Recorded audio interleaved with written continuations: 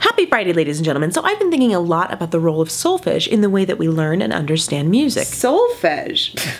Why bother? Numbers are the only way to go. What? You've got to be kidding me. There's so many problems with numbers, not to mention that solfege is incredibly helpful with intonation and pitch differentials, and don't even get me started on half steps.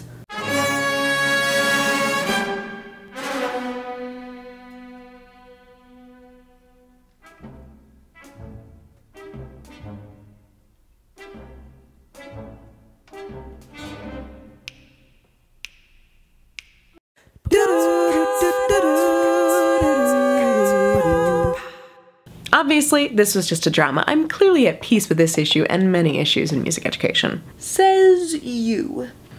Right, but this does bring up an issue in the world of music education. We have this state in the profession where we argue over some of the smaller issues in the circle of music education and forget about some of the larger issues that could make a huge difference in the world around us. This concept is known as the narcissism of small differences, and it's not something new. Freud developed the term in 1917 based on the earlier work of anthropologist Ernest Crawley. He called it the narcissism of minor differences. Talk about your narcissism.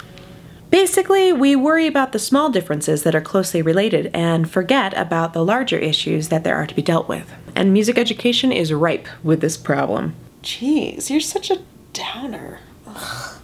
You could say that, or you could say that I'm concerned that while we're fighting over which method is best to use inside the music classroom, we're missing the bigger issue that some people question the value of arts in education at all.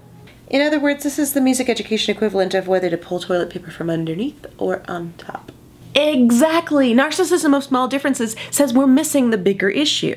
The narcissism of small differences says that we're missing the fact that music programs across the United States are getting cut from elementary and secondary programs, all in the name of funding or in order to spend more time with reading or math intervention. One other thing I notice is that music teachers tend to isolate themselves. It begins in college. Most education students take classes together. Whether they're planning to teach math, science, language arts, elementary or secondary, they learn to think and collaborate together. Music students, well, they're typically taught in a totally different college and are surrounded by other music students rather than their fellow education students. In some ways, I really like this system because it fosters fantastic musicianship. However, I see a lot of this behavior mirrored when music students become music teachers. Rather than hang out and learn from all their fellow teachers, they select only the music teachers with whom to socialize. It's not a bad thing, but it does make their viewpoint rather small. Some of my biggest aha moments came from collaborating and learning from teachers of other subjects. I learned about their curriculum, and they learned about mine. And they learned to respect music education because they knew me and they knew my curriculum.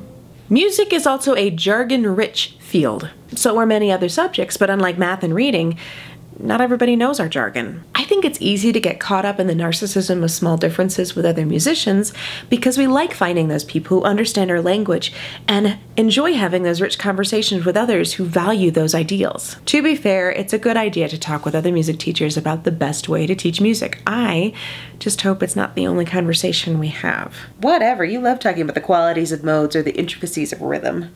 But for now, a haiku. Please talk with other teachers and think beyond the small differences.